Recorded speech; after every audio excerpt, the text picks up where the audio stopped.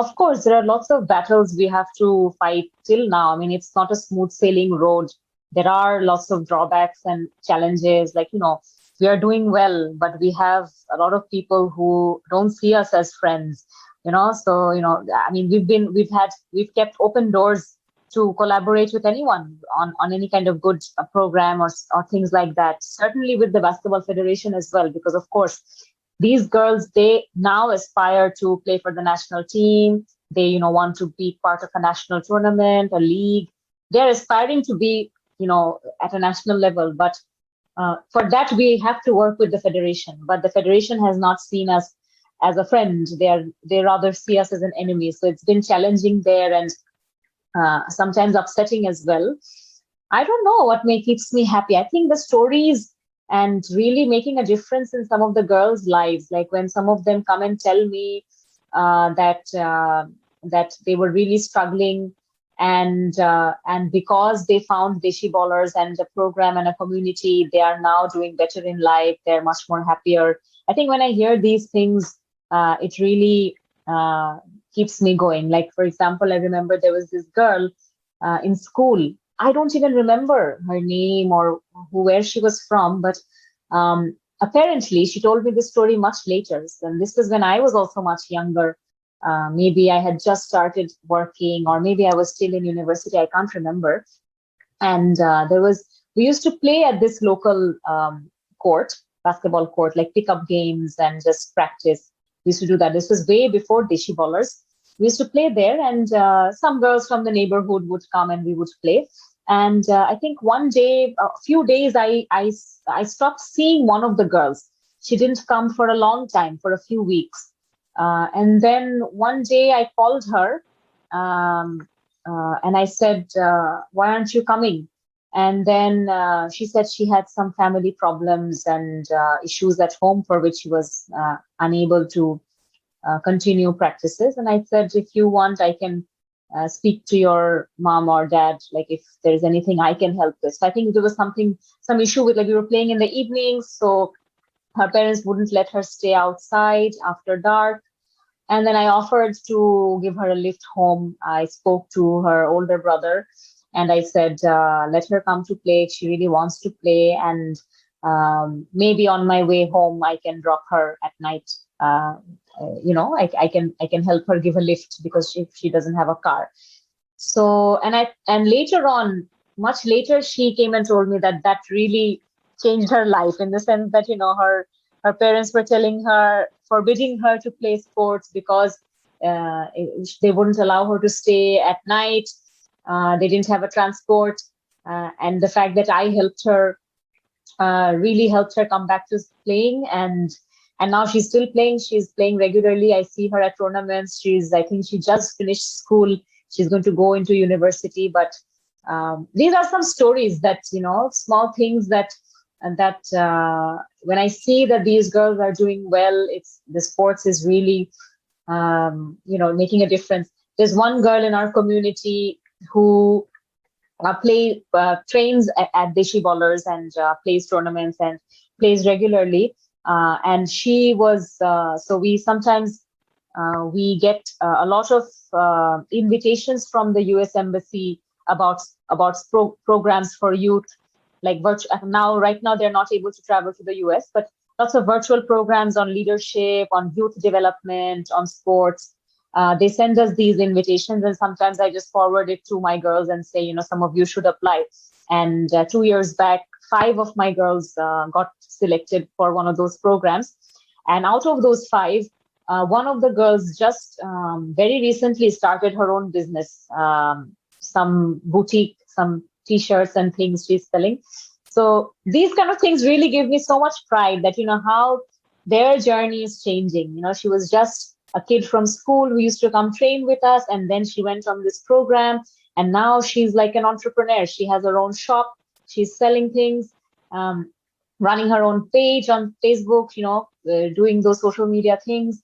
I think these stories and seeing how Deshi Ballers is somewhat helping these girls in their lives is what keeps me going and makes me happy. And the value that I really see that, okay, maybe Right now I'm seeing, okay, it's doing well, it's going well, but maybe 10 years or 20 years down the line is when I will really see the impact of a bigger impact, when more and more girls are touched from our programs and from the work we do.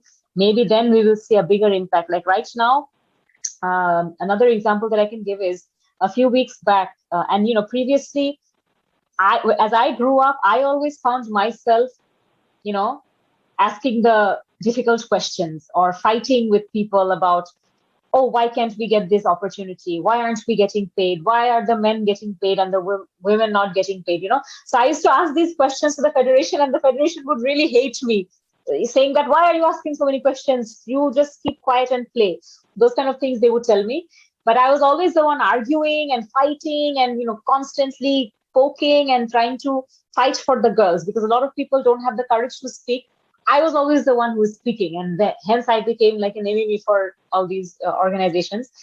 And right now, and there were times when I used to feel that, why am I the only one who's speaking? Won't there ever be any other girl also speaking with me?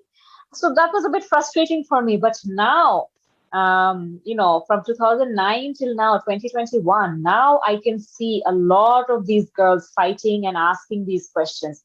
So a few days back, there was an under 21 tournament and it was organized by some people from a university, some organizers, young kids were organizing it. I didn't know about it. Because it was an under 21 event, so I didn't know. But somebody came and told me that this is a tournament, and here they have kept an entry fee for participation. So if you have to participate, then you have to sign up with some entry fee money with your team. Apparently, they had two different fees for the girls and boys. So the girls' fees was 500 taka, $500 more than the boys. For some absurd reason, I couldn't figure out. I said, why? So the boys had to pay 3,000 taka, Bangladeshi taka currency. Boys had to pay 3,000, and the girls had to pay 3,500. So I said, well, why is this? Are the girls going to get something special at this tournament? Like, are they getting jerseys or something? What's the reason? And then it didn't make sense to me. They were explaining something about how the number of girls teams is limited, lower, and hence they would have to pay extra money to book the court, something that did not make any sense to me. And I got very angry, and I thought, I have to go and speak to these organizers and say that, you cannot charge extra money from the girls because your logic makes no sense. So it was a Facebook event page. So I went on the event page to really start an argument, and I saw that the young girls, the school kids who are under 21, like 18, 19 years of age, are already fighting about this before I even spoke. So that was a huge surprise for me, because all this time I thought I'm the only one who speaks. There are no other girls who speaks and argues with people and asks the right questions like I do. And here I was seeing, and I was just being a silent observer. I was just, scrolling through the news feed and checking all the comments. And all these girls were asking, why should the girls pay more? Your logic does not make any sense. If the court is booked for two tournaments, then the court fees should be divided equally among all the teams. It should not be more for the girls and less for the boys, or more for the boys and less for the girls. It should be either 3,000 for both or 3,500 for both, but not, different for boys and girls. Then that defies the, gender equality balance that we are trying to create. And there is no logical explanation that you're able to give.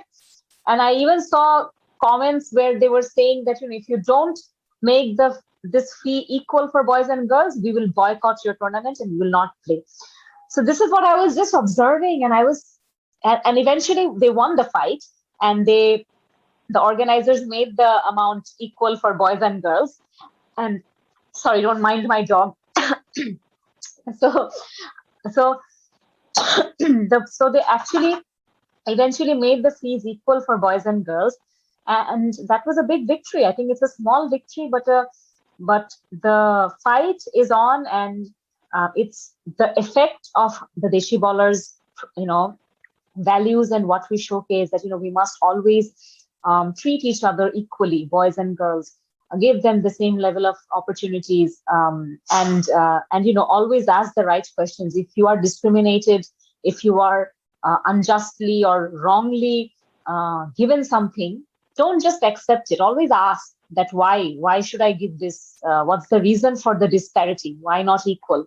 So, and it's really working. All these girls are speaking up on their own, and these are the kind of things that I think really keep me going, and it makes me think that, okay, then it's not just about playing a tournament and winning, but it's also about the values and what you are preaching at these events. I mean, maybe that $500 was not a lot of money for anyone, but is the theory, or is the idea that why girls are having to pay more than boys, is what made no sense to me. And I didn't even have to fight that battle. They fought it and they won it on their own. So these are the things that I think keeps me going.